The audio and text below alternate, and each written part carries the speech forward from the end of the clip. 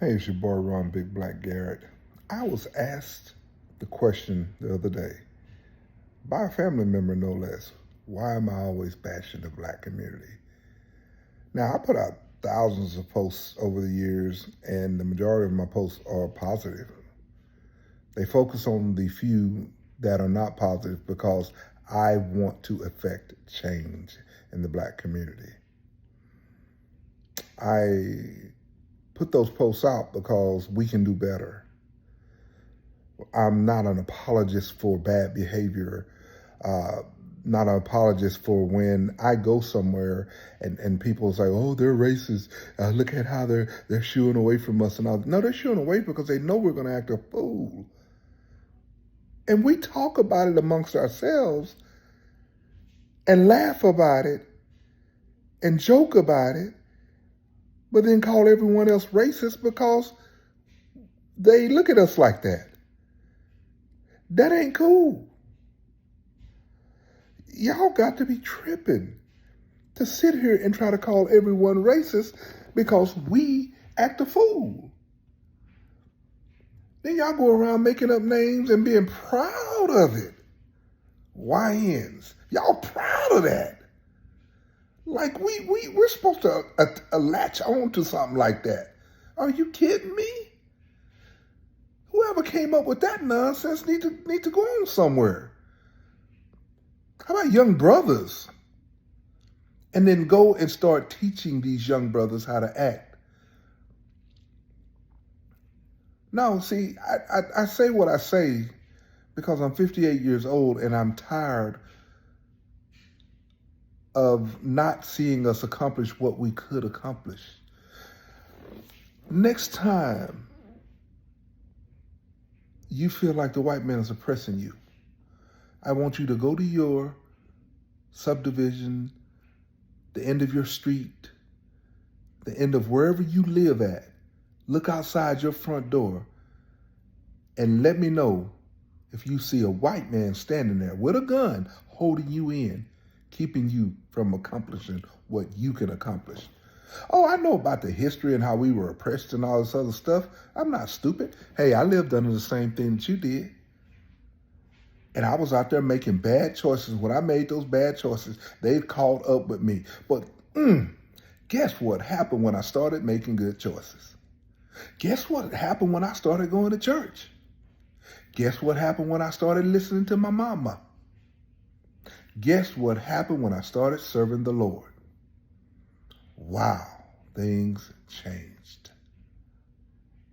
I started going to people, some of them white, because I wanted to know what the other side thought. I wanted to see what it is we were wanting to be segregated, be put into from segregation. I wanted to see what the other side looked like. And guess what? I had people over there willing to teach me about finance that black people had never been willing to teach me about.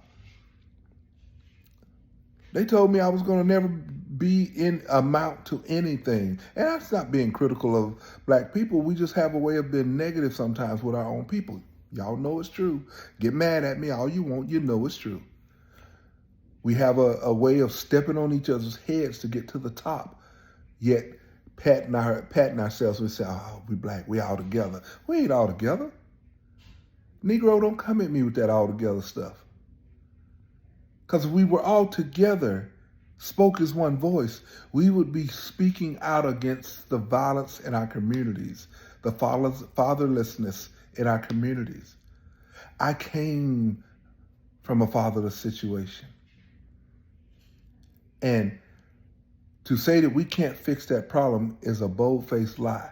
God has given us the ability to temporarily fix it through spiritual adoption, which is what I do. I am a spiritual father. You hit any rock, throw a rock anywhere in Huntsville, Alabama, any community, and I have a spiritual son in just about all of them.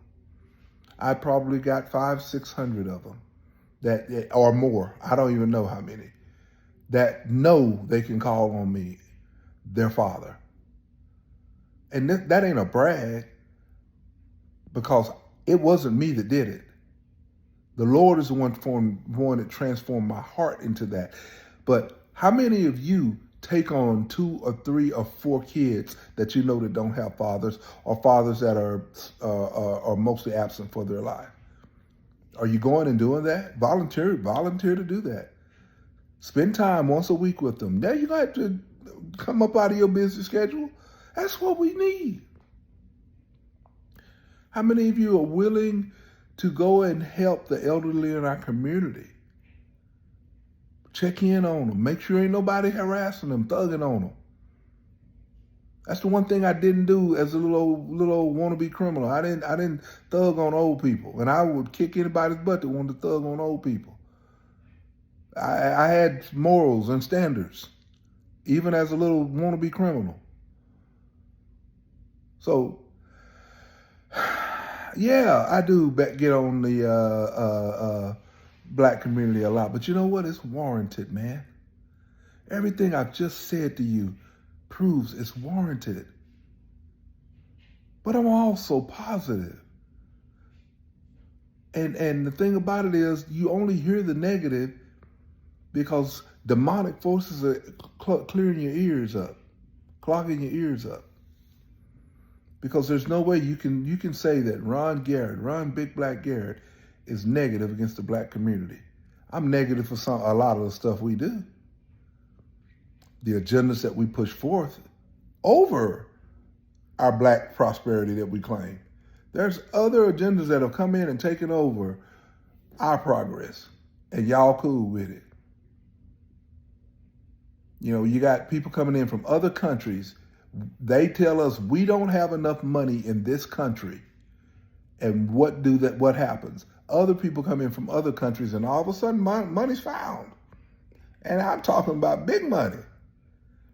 Enough money. If the $10,000 and the $5,000 vouchers, you know, if you took that money and allowed me to show you how to invest it, if we hit the right investments, you can turn that into, in a year, you could turn that into $50,000, sometimes $100,000 if we hit the right investment. I just had an investment the other day. Little dumb me. Don't know how to do nothing. Can't do nothing because I'm black. I had an investment hit 400-something%.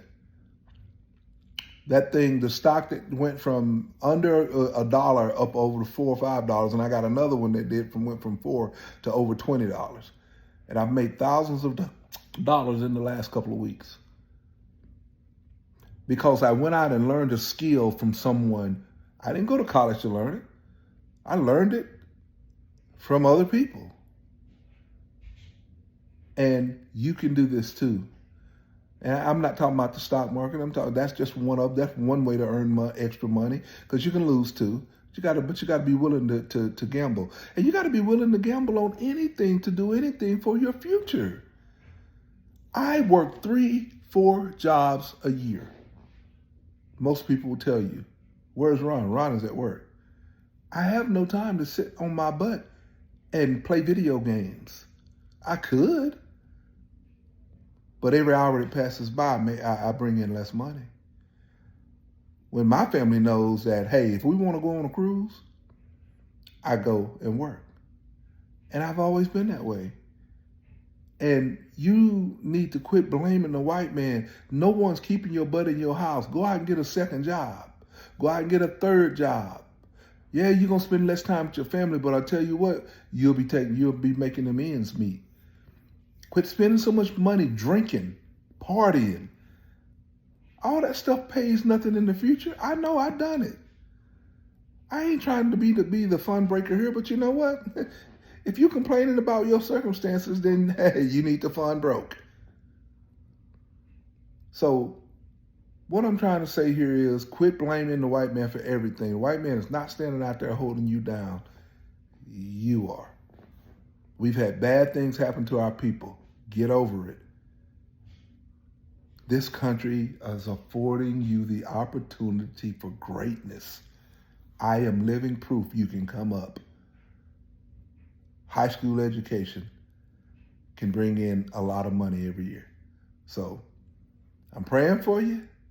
Keep your head up. And I hope you received it as positive. If you didn't, tough.